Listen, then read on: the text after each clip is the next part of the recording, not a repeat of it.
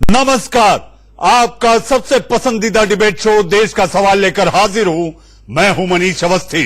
महाराष्ट्र और देश के सामने सबसे बड़ा सवाल यही है कि क्या शिवसेना अपना डीएनए बदलकर बेमेल गठबंधन वाली सरकार के लिए पूरी तरह तैयार है? क्या कांग्रेस से हाथ मिलाते ही भगवा भूल गई है शिवसेना? क्या बीजेपी को राम राम कहने के बाद अब शिवसेना के लिए हिंदुत्व का क्या काम? क्या जय श्री राम के बाद अब मुसलमानों पर दांव लगाएगी शिवसेना जैसा कि कांग्रेस करती है? और क्या शिवसेना के लिहाज से गठबंधन खत्म, हिंदुत्व हजम? देश के सामने यही बड़े सवाल हैं, क्योंकि शिवसेना ने सीएम की कुर्सी के लिए गठबंधन तोड़ा, फिर कांग्रेस और एनसीपी से हाथ मिलाया। तो सवाल यह है कि क्या अब शिवसेना हिंदुत्व को छोड़ेगी और क्या कांग्रेस एनसीपी के साथ मिलकर उन्हीं की राह पर चलते हुए धर्मनिरपेक्ष बनेगी शिवसेना? इन्हीं सवालों का जवाब आपको आज इस बहस से मिलेगा। लेकिन आप इस बहस में हमारे साथ शामिल है बीजेपी प्रवक्ता केशव उपाध्याय, राजनीतिक विश्लेषक चेतन सिंह। जी हां, राजनीतिक विश्लेषक चेतन सिंह की विचारधारा आप जानते हैं। शिवसेना नेता संजय द्विवेदी, शोएब जमई मुस्लिम स्कॉलर हैं और हमारे साथ हैं एनसीपी की प्रवक्ता डॉक्टर सीमा मलिक। हम अपने मेहमानों से इन्हीं सवालों पर चर्चा करेंगे, लेकिन आप पहले देखिए हमारी ये रिपोर्ट।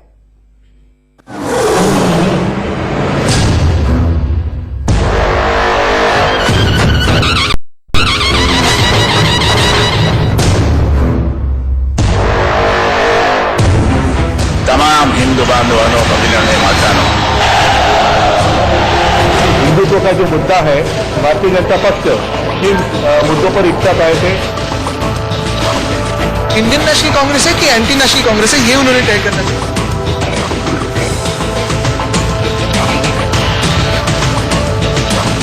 दूर रह कर न करो बात, करीब आ जाओ।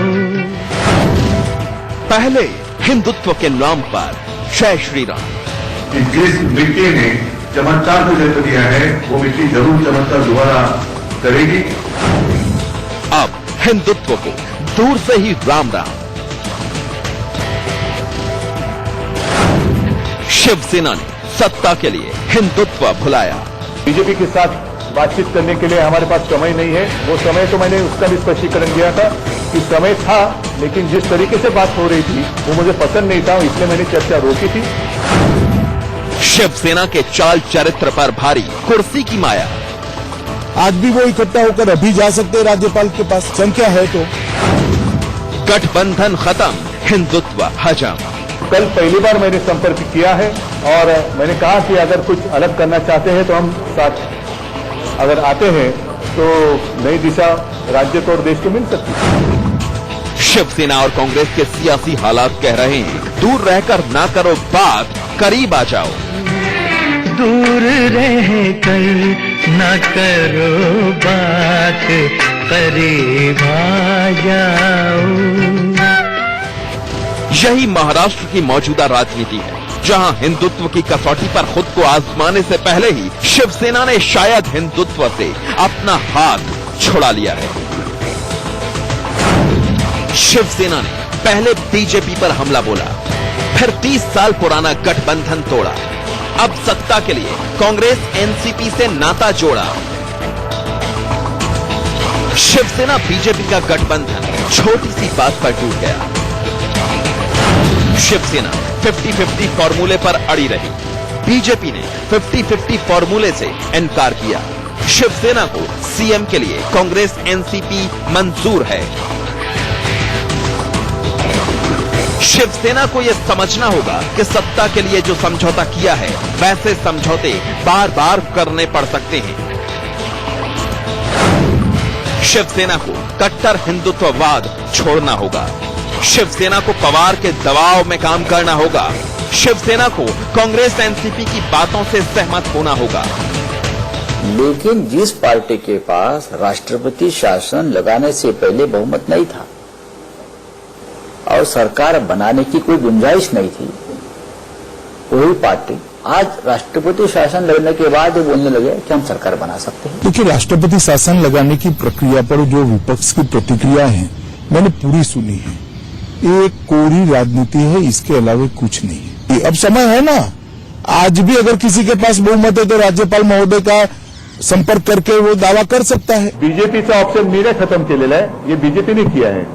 मैंने तो पहले लोकसभा के पहले दिन में आलेख जहां रहा था, बीजेपी सामने से आई, मैंने भी उनके भावना का आदर किया, सम्मान किया, और तब पूरे देश में एक ऐसा माहौल था कि बीजेपी की सरकार नहीं आएगी, ज्यादा से ज्यादा 200, 210, 220 सीटें आएगी, और उस अंधेरे में मैं उनके साथ गया था। समझौतों की ये सियासत अगर परवान चढ़ी तो शिवसेना को सत्ता में रहते हुए भी कई चुनौतियों का सामना करना पड़ सकता है। शिवसेना की छवि कट्टर हिंदुत्ववादी पार्टी की है। शिवसेना को कांग्रेस एनसीपी की राह पर चलना होगा। शिवसेना को कांग्रेस एनसीपी के सुर में सुर मिलाना होगा। शिवसेना को बीजेपी का विरोध करना होगा।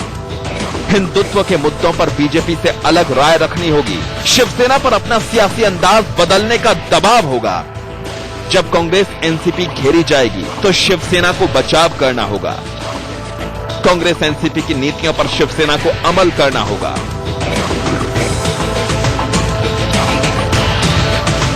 चौबीस घंटे बाद शिवसेना की सत्ता और सियासत की तस्वीर साफ हो जाएगी।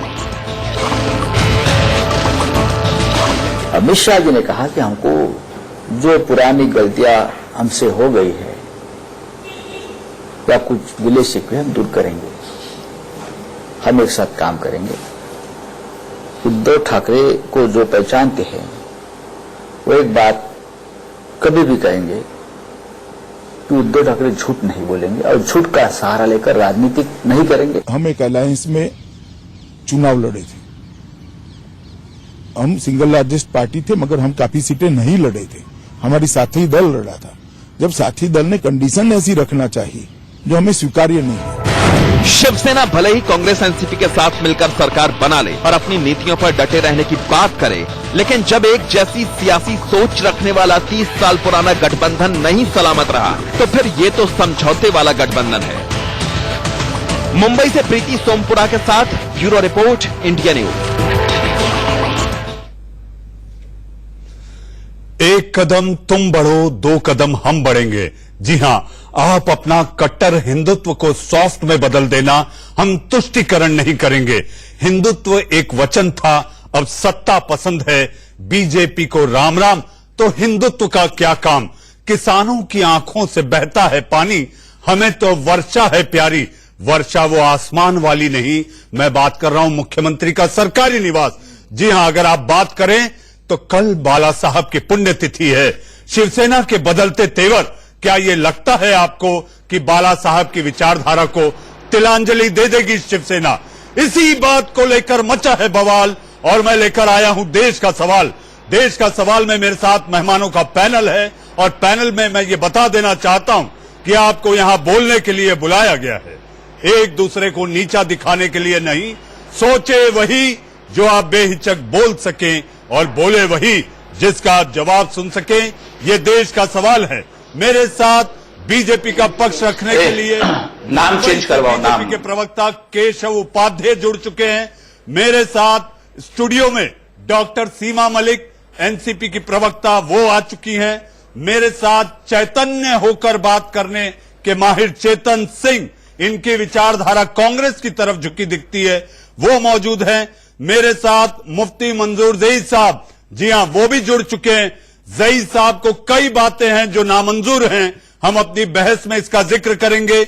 और मेरे साथ वो शिवसेना, जी हां, संजय द्विवेदी जी, आज सारी उंगलियां शिवसेना पर उठ रही हैं कि जिस विचारधारा को लेकर वो महापुरुष की कल आप पुण्यतिथि मनाएंगे, लगता है आपने उस विचारधारा को तिलांजलि दे दी है। संजय द्विवेदी जी भी लखनऊ से जुड़ चुके हैं। सबसे पहला सवाल द्विवेदी जी आपसे, जी हां, आप कट्टर से सॉफ्ट हिंदुत्व पर आएंगे?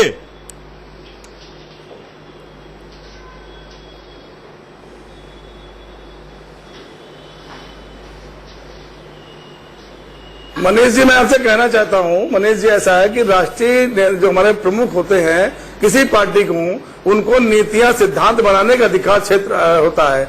आज मैं अगर दूसरी पार्टियों की बात करूं, भारतीय जनता पार्टी द्वारा पीडीपी से, मायावती से और गोवा में तमाम जगह पे आप भी कट कॉपी पेस्ट करेंगे। एक गठबंधन बनाया गया। द्विवेदी जी मेरा एक सवाल, द्विवेदी जी इसी से जुड़ा हुआ एक सवाल है। द्विवेदी जी आपको मैं भरपूर टाइम दूंगा, आपको मैं भरपूर समय दूंगा, विश्वास रखिए। मेरा एक सवाल है, आप अगर बीजेपी पर पीडीपी और ये सारी बातें कह रहे हैं, मेरा आपसे सवाल ये बनता है कि जिस कमरे में जिसको आप मंदिर मानते हैं, बाला साहब का कमरा वो मंदिर है और उस मंदिर की विचारधारा हिंदुत्व थी।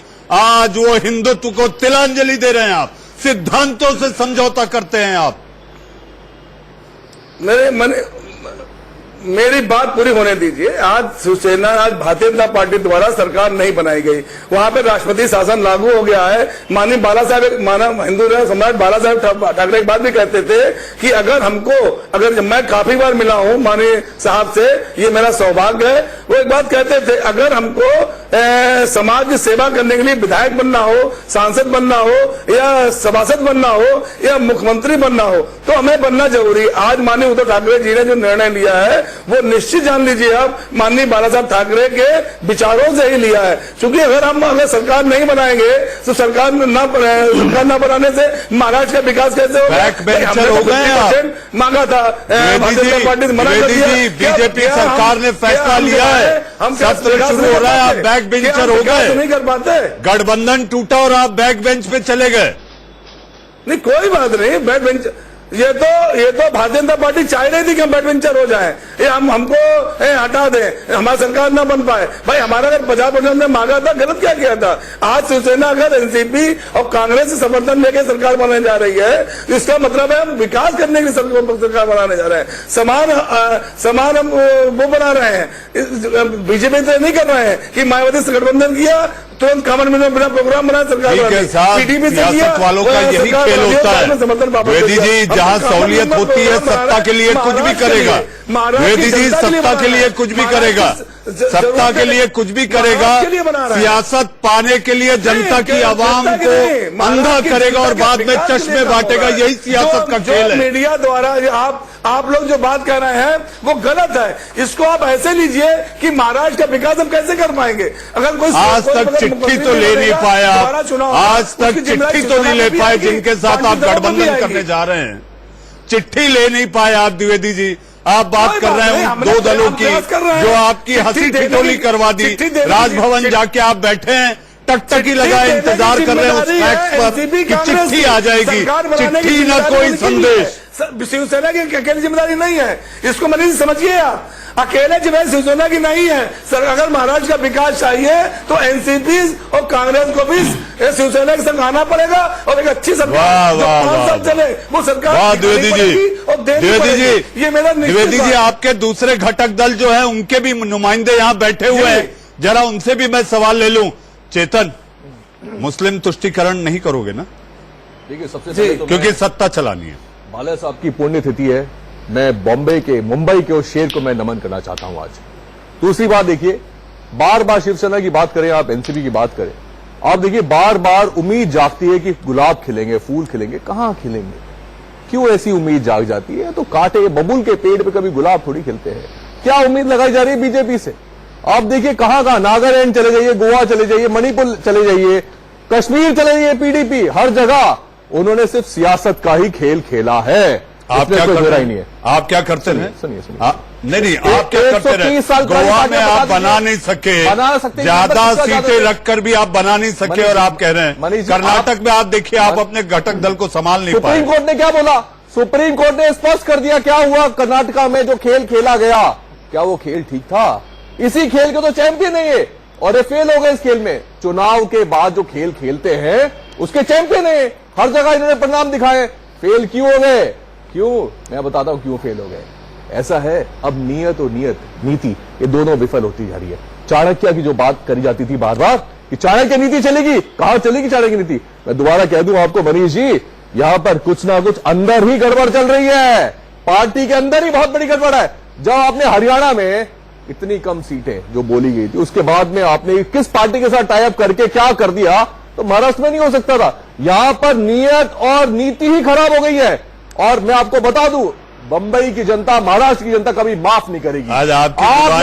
आज आपकी जुबान भी शिवसैनिक जैसी लग रही है। शिवसैनिक जैसी बिल्कुल नहीं है। मामला मलाई का है, मामला मलाई का है चेतन जी। देश के साथ धोखा हो रहा है, महाराष्ट्र की जनता के साथ धोखा हुआ है। कितने दिन हो गए हैं, कितने दिन हो गए हैं? 23 दिन हो गए, सरकार आप भी नहीं बना पाए, आप भी नहीं बना पाए। आप तीनों में समरसता नहीं दिखाई दे रही है। ये लोकतांत्रिक पार्टी ऐसे नहीं जो कह दिया ऊपर से नीचे आ गया। लोकतांत्रिक पार्टी में आप पूरी प्रक्रिया भी देख रहे होंगे।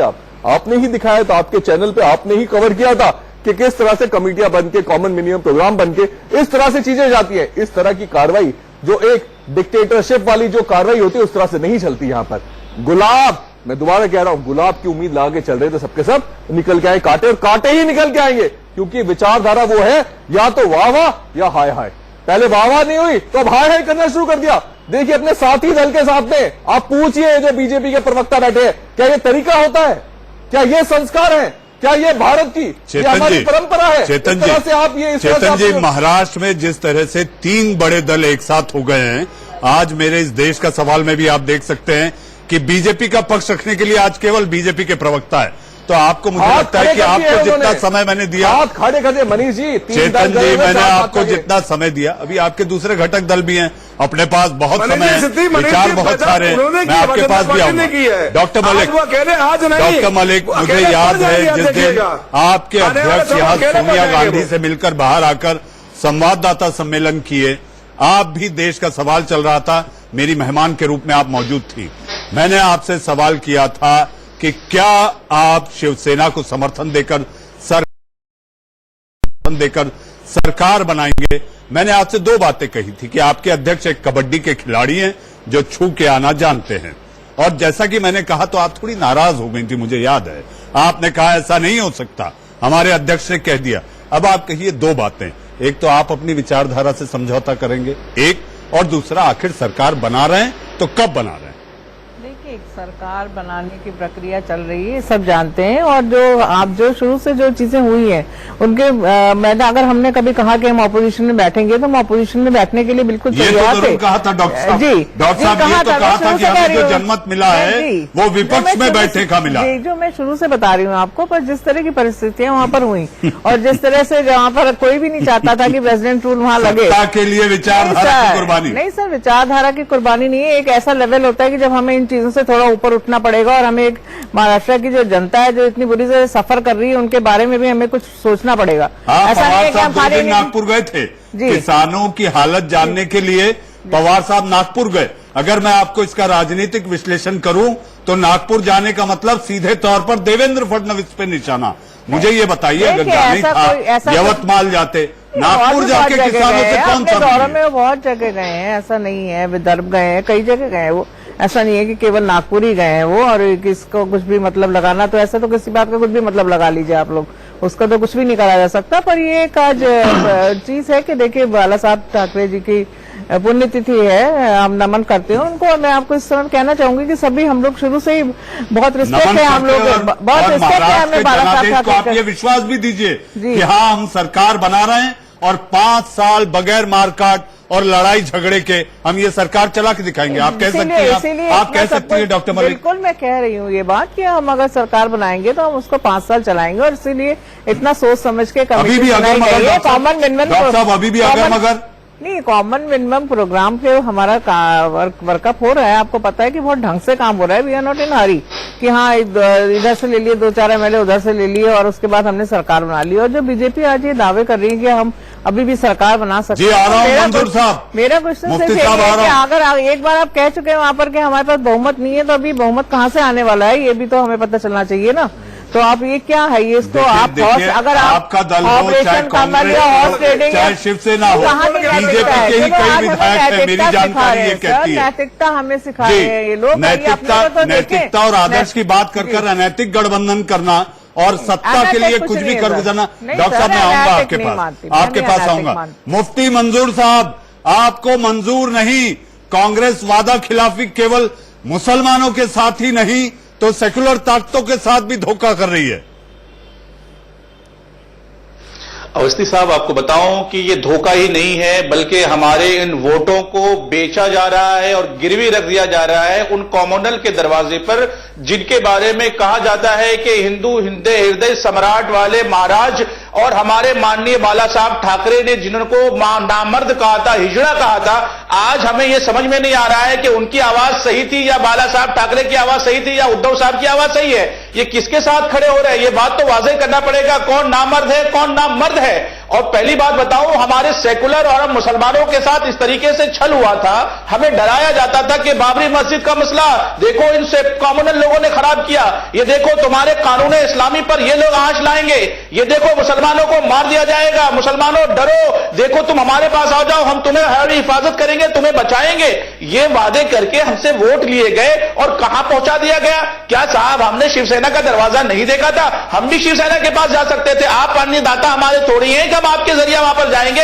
यह सरासर धोखा और फरेब हुआ है यहाँ की सेकुलर आवाम के साथ। और मैं आपको बताऊं अवस्थी जी, पूरा हिंदुस्तान आपको देख रहा है, पूरी दुनिया देख रही है कि आने वाले दिनों में अलग अलग रियासतों में भी चुनाव होने हैं। महाराष्ट्र के लेवल पर अगर हमारी बहन कहती है या हमारे भाई साहब कहते हैं कि हम उनके साथ समझौता करने को तैयार हैं, कॉमन मिनिमम प्रोग्राम बना रहे हैं, तो क्या आप बीजेपी के साथ भी कल होकर के कॉमन मिनिमम प्रोग्राम बनाएंगे? इस सवाल का जवाब इनके पास नहीं है। इन्हें कॉम्युनलिज्म और सेकुलरिज्म का मंजूर साहब, मेरी जानकारी है कि आप मुंबई में इसके विरोध में कांग्रेस के दफ्तर में भी अपने कुछ सहयोगियों के साथ गए थे, क्या आप जताना चाहते थे?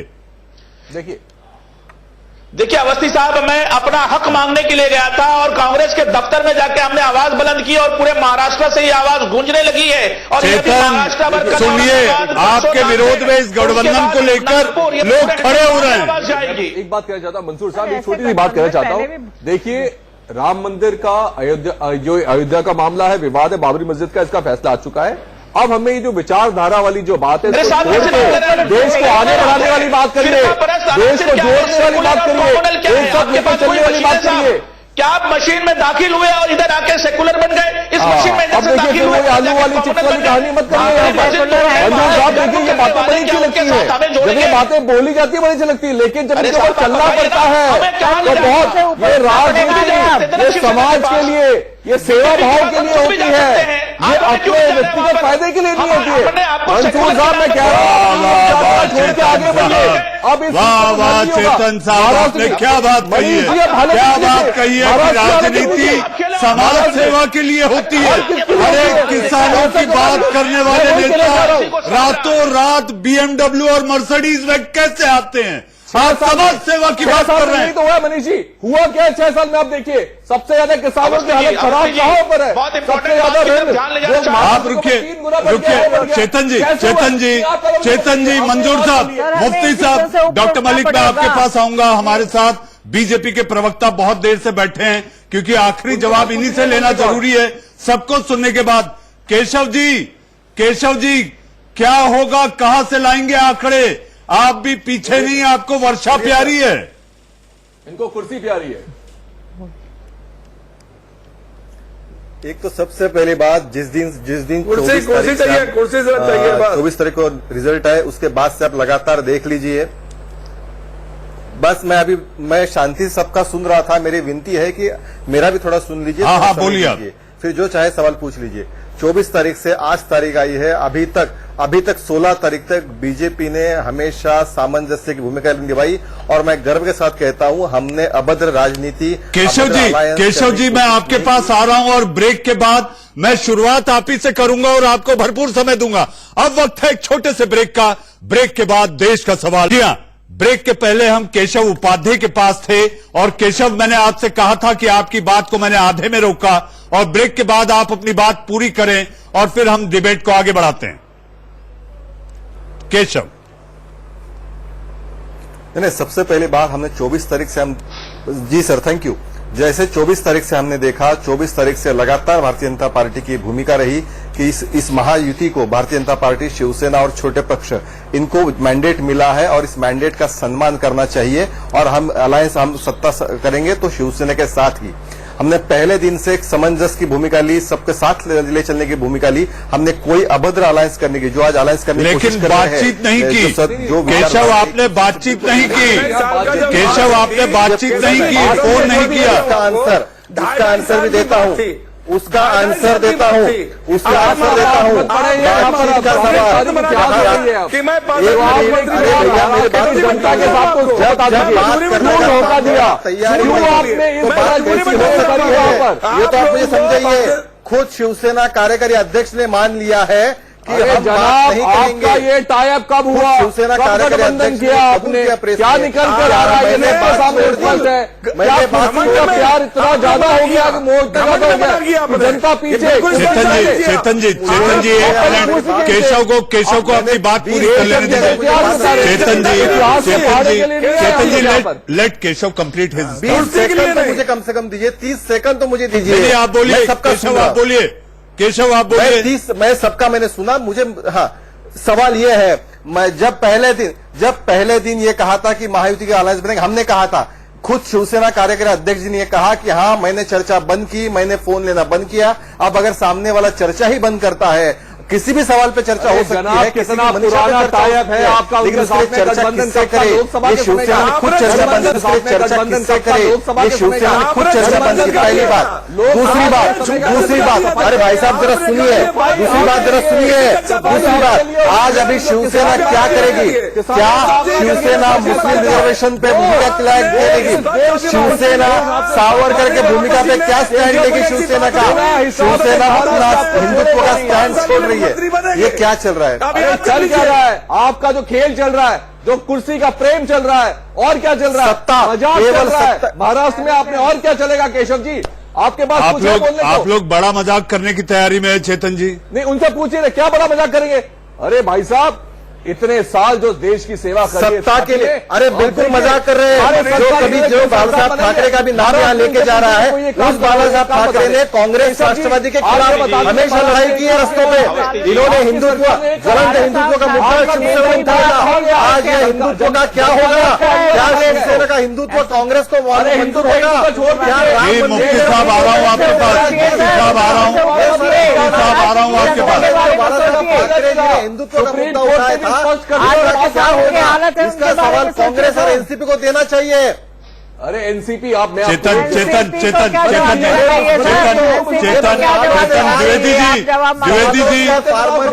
जी कम से कम कल तो ऐलान कर दीजिए कि सरकार कब बनाओगे। कल तो ऐलान कर दीजिए, विचारधारा तो कुर्बान कर दी, ऐलान तो कर दीजिए। 9 करोड़ मतदाताओं के साथ इस तरह की बेवफाई न करें आप। कांग्रेस राष्ट्रवादी के साल में होती रही, शुरुआत वहीं से हुई। ये किसानों के लिए मगरमच्छ के आंसू है। आप पे आरोप है डॉक्टर मलिक, आप पे आरोप है कि आप लोगों ने डबल हो गए, आज किसानों के आत्महत्या डबल हो गई है। 12,000 किसानों ने आत्महत्या करी है, ना कोई सम्मान है। आंकड़े उठाकर देखिए सर, राष्ट्रवादी कहाँ से आ गई बीच में सर? ये क्या घड़ियाली आंसू और ये सब क्या है? नहीं, राष्ट्रवादी ही बीच में आएगी। Wait and watch, wait and watch, wait and watch. Watch आपका चुनाव चिन्ह है।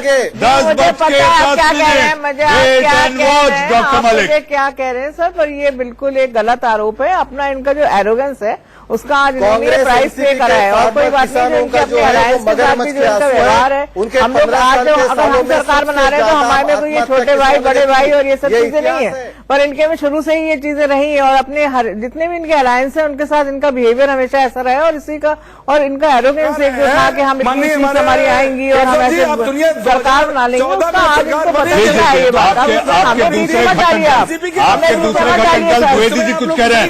संजय द्विवेदी जी, मदद सरकार बनी थी आज, और शिवसेना ने उप मंत्री पद, जी शिवसेना ने उप मंत्री पद मांगा था, न कोई मंत्रालय मांगा था और सरकार में। और बिहार में क्या हुआ? एक गठबंधन तोड़ के इन्होंने सरकार बनाई और उप मंत्री पद मांग लिया। क्या नैतिकता इनके भाई साहब द्विवेदी जी मामला फंसाई 50-50 के लिए, मामला फंसाई 50-50 के लिए क्या बात कर रहे हैं आप?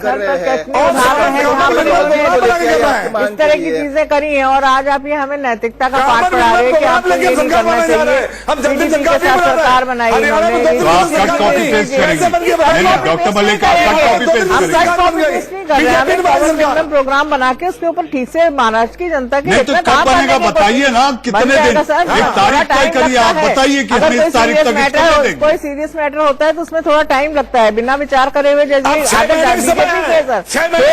कोई भी कानून ये लागू कर देते हैं, कर देते हैं, उसके बाद उसको चाहे वो जीएसटी हो, चाहे जितनी इनका डीमोनेटाइजेशन हो, जो भी हुआ एक रात में सम्राट को एक द्विवेदी जी, आ गया कि द्विवेदी जी ये तय कर दीजिए, कल बता दीजिए, कल बाला साहब की पुण्यतिथि का दिन है, कल आप लोग सब शिवाजी पार्क में जमा होंगे। ये बताइए कि सरकार कब बनेगी, जनता को विश्वास दीजिए। अनैतिक तरीका से सरकार स्थापन करेंगे। मनीष जी सरकार जल्दी बनेगी, वो आप भी देखेंगे, सरकार जल्दी बनेगी।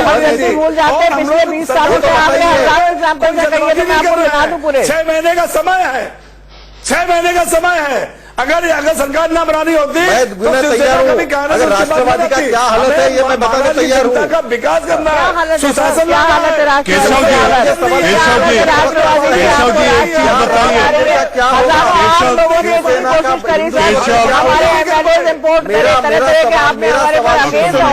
डॉक्टर मलिक आप क्यों गुस्सा रही हैं? आपकी तो सरकार आ रही है, आप क्यों गुस्सा रही हैं? फर्क ये है कि वर्षा पे आपका हक नहीं होगा, ये आप ध्यान में रखिए। वर्षा आपकी नहीं, रामकेश हो सकता है, रामकेश हो सकता है, वर्षा नहीं। केशव आप ये बताइए कि आप किस बूते सरकार बनाएंगे? केशव आप ये बताइए किस बूते सरकार बनाएंगे? नारायण राणे कहते हैं काम पे लग गए, चंद्रकांत दादा पाटिल कहते हैं सरकार हमारी बनेगी, आपके वन मंत्री सुधीर मुनगंटीवार कहते हैं मैं वन मंत्री हूँ, शेर को पालना आता है, शेर आपके पास से निकल गया, सरकार कैसे बनेगी? सर अपने अलायंस के बारे में ऐसे बातें करते हैं आप, देखिए फिर क्या होगा। से पूछो, ऐसा है हमारा जब तक हमारा सवाल है, हम इस वक्त स्टैंड में है, इस वक्त नहीं कहा है। दूसरी बात, शिवसेना ने क्या कर्नाटक की सरकार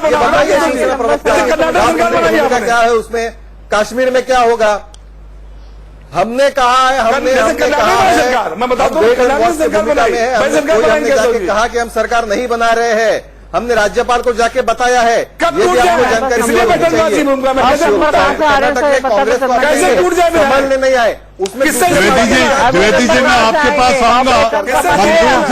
मंजूर साहब केशव आप बने रहे, मंजूर साहब है, मंजूर साहब आखिर इन दलों के पास ऐसी कौन सी मशीन है जो कि कट्टर हिंदुत्व सोच वाली पार्टी को ये धर्मनिरपेक्ष बनाने की बात कर रहे हैं? देखिए अवस्थी जी, आप इस बात को बखूबी जानते हैं कि महाराष्ट्र के मुसलमानों के साथ में छल हुआ, फरेब हुआ, धोखा हुआ और मजाक तो हमारा उड़ाया गया है, और उन सेकुलर तमाम लोगों का मजाक उड़ाया गया है जिनको कॉमनल लोगों से डरा करके वोट के नाम पर वोट लिए गए थे। आप जो डिबेट बात कर रहे हैं, ये मजाक नहीं है, ये मजाक नहीं। मुख्यमंत्री थे, सुनिए साहब, सुनिए ना, साहब सुन लीजिए, बात बताऊंगा तो आंखों जमीन जमीन खिसक जाएगी पैसे के नीचे से। साहब सुन लीजिए, ये मजाक नहीं है कि आप हमें खरीद लिए, आपने आपकी मजाक नहीं है कि आप हमें बेच दिया, ये मजाक नहीं है कि हमारा सौदा कर लिया आपने, ये मजाक नहीं है कि सेकुलर के नाम पर वोट लेकर के कॉमनवेल्थ के दरवाजे पर पहुंचा दिया, क्या मजाक नहीं है ये? सुनिए साहब, जमीन के पैरों के नीचे से जमीन खिसक जाएगी आपकी। आप बताएंगे आने वाले दिनों में महाराष्ट्र की जनता, हिंदुस्तान के सेकुलर आवाम आपको जवाब देगी, उसमें आपका भी विकास होगा, आपको हिंदुस्तान की सेकुलर आवाम आपको जवाब देगी, और तमाम मुसलमान आपको पूछेंगे कि आपने बाबरी मस्जिद शहीद करने वालों के साथ समझौता कैसे किया, ताकतों के साथ समझौता कैसे किया, मुसलमानों को कहने वालों के साथ समझौता कैसे किया?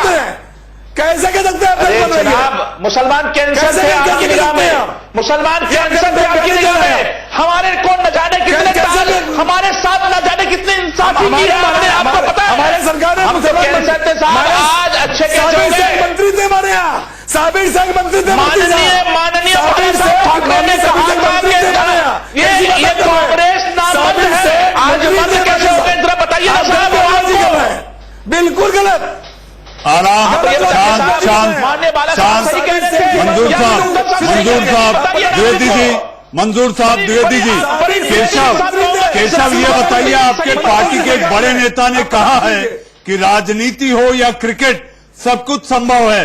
किस संभावनाओं को आप लोग तराश रहे हैं और ये कह रहे हैं कि सरकार आपकी ही बनेगी? ऐसा है संभावना, नहीं संभावना तो ज्योतिषी तो कोई है नहीं, तो कैसे बताएंगी, लेकिन आप धीरे धीरे देखते रहिए। मुझे मेरी बात यही यहां मैं बताने की कोशिश कर रहा हूं। सबसे तो पहले तो बीजेपी ये स्पष्ट है कि हम वेट एंड वॉच कर रहे हैं। सारी जैसे कर्नाटक बनाई मनीष जी, जैसे कर्नाटक बार बार ये गोवा कश्मीर ये सारे मुद्दे उठाए जा रहे हैं। एक सबसे बड़ी बात कर्नाटक, जैसे सरकार मैं आंसर दे रहा हूँ, उसका आंसर दे रहा हूँ मैं। कर्नाटक में गोवा से लेके कश्मीर के सारे आंसर दे रहा हूँ मैं। सबसे पहली बात, गोवा में कांग्रेस ने अपना नेता भी नहीं चुना था, यहाँ महाराष्ट्र में भी नहीं चुना है अभी तक, ये बात। दूसरी बात, गोवा, मणिपुर, कश्मीर, यहाँ पोस्ट अलायंस को किसी को भी क्लियर मेजोरिटी नहीं मिली थी। यहाँ प्री अलायंस जो है, यहाँ प्रीपोल अलायंस है, उसको अलायंस को मेजोरिटी मिली। यहाँ कांग्रेस मैंडेट तोड़ रही है। सबसे पहली बात, कश्मीर से लेके मणिपुर से लेके गोवा तक प्री अलायंस को किसी को मेजोरिटी नहीं मिली थी, इसलिए पोस्ट अलायंस करना पड़ा। जो प्री अलायंस को आप जब मैंडेट नहीं मिलता तब जाके पोस्ट अलायंस होती है। यहाँ वैसी सिचुएशन नहीं है, यहाँ अलग सिचुएशन है, आप समझ लीजिए। यहाँ प्री अलायंस जो हुआ था बीजेपी शिवसेना का, उसको 180 से ज्यादा सीटें मिली थी। ये अलायंस का मैंडेट है, लोगों ने ये मैंडेट है, इसका इंसल्ट शिवसेना से लेकर बाकी पार्टी कर रही है। ये सबसे बड़ी बात है। लोगों ने अभी बताना चाहिए। जनता जान चुकी है कि महाराष्ट्र में सियासत जो है वो छोड़ रही है, अपनी अपनी डफली, अपना अपना राग। इस समय सरकार चाहिए, इस समय किसानों को उनके दर्द पर मरहम चाहिए। द्विवेदी जी, अपने कुर्सियों के लिए ये सत्ताधारी पार्टियां कुछ भी कर सकती है साहब। सत्ता के लिए किसी भी दरवाजे पर जा सकती है अपनी कुर्सी बचाने के लिए। हम सत्ता नहीं बना सकते, और ये गर्व के साथ मैं कह सकता हूं। जी डॉक्टर मलिक, आज आप तीनों दलों को राज्यपाल से मिलना था, ये मुलाकात क्यों टली? विचारधारा से मिलते रहे, उनके साथ हमने नहीं किए, हम जाके नहीं गए। मैं बताऊंगी, अब अभी मुझे इसके बारे में कोई जानकारी नहीं है, तो मैं इस पर कोई कमेंट नहीं करूंगी इस समय। द्विवेदी जी, आपको लगता है कि शिवसेना अपनी विचारधारा बदल रही है और एनसीपी बीजेपी के साथ पीछे से गेम खेल रही है? नहीं मनीष जी, आप इसमें विचारधारा की बात अगर जो आप कर रहे हैं, मैं स्पष्ट आपसे बता दूं कि शिवसेना ने भारतीय जनता पार्टी से सरकार बनाना चाहा। भारतीय जनता पार्टी ने जब अकेले घोषणा कर दी कि नहीं सर माननीय उद्धव जी झूठ बोल रहे हैं और हम 5 साल के लिए मुख्यमंत्री बनेंगे, जो 2.5 साल की बात हुई उसको मानने से मना कर दिया, अभी भी मना कर रहे हैं। तो इन शर्तों पे जब हम झूठे जनता के सामने, इन शर्तों पे गठबंधन नहीं हो सकता। समझ लीजिए, महाराज की जनता के लिए ये देखना है। द्विवेदी जी, सर मैं सुन रहा हूं आपकी बात। आप सावरकर छोड़िए, हम घोर से छोड़ेंगे। आप सावरकर छोड़िए, हम घोर से छोड़ेंगे। आप सुनिए तो मेरी बात सुनिए। वीर सावरकर के पौत्र ने कहा है कि हमारी शिवसेना पर हमारे ऐसा विश्वास है कि वो जो दूसरे दल आ रहे हैं उनको हिंदुत्ववादी बना देंगे। माननीय अटल बिहारी वाजपेयी जी को भारत रत्न दिया गया तो शिवसेना से पूछा था क्या? किसी से पूछा था? अगर वीर सावरकर को अगर भारत रत्न देना है तो कोई मना कर रहा? मैं तो करूं माननीय बाला साहब ठाकरे को भी भारत रत्न दिया जाए। ठीक है द्विवेदी जी, मुझे ये बहस खत्म करनी है। द्विवेदी जी, मुझे ये बहस खत्म करनी है। मुझे ये बहस खत्म करनी है द्विवेदी जी। अभी भी ये साफ नहीं। संजय राउत ने कहा था मैं कसम बाला साहब की खाता हूं। कम से कम कल उनकी पुण्यतिथि है। जनता की भलाई के लिए तो कसम खा के कुछ सच कह देते। उसूलों पर आंच आए तो टकराना जरूरी है। जिंदा हो तो जिंदा रहना और दिखना जरूरी है। जी हां, लेकिन ये सियासी दलों के लिए मुझे एक लाइन याद आती है। वो लाइन ये है, शिवसेना, एनसीपी और एनसीपी के साथ साथ कांग्रेस के लिए छोड़ो कल की बातें, कल की बात पुरानी, हम तीनों मिलकर लिखेंगे एक नई कहानी। तो बीजेपी से आवाज आती है, खामोशी का दौर है, शोर जरूर आएगा। अभी तुम्हारा वक्त आया है, हमारा भी दौर आएगा। लेकिन मेरी इल्तिजा है कि उन मतदाताओं के साथ आप खिलवाड़ न करें। देश का सवाल में आप लोग जुड़े, बहुत बहुत धन्यवाद।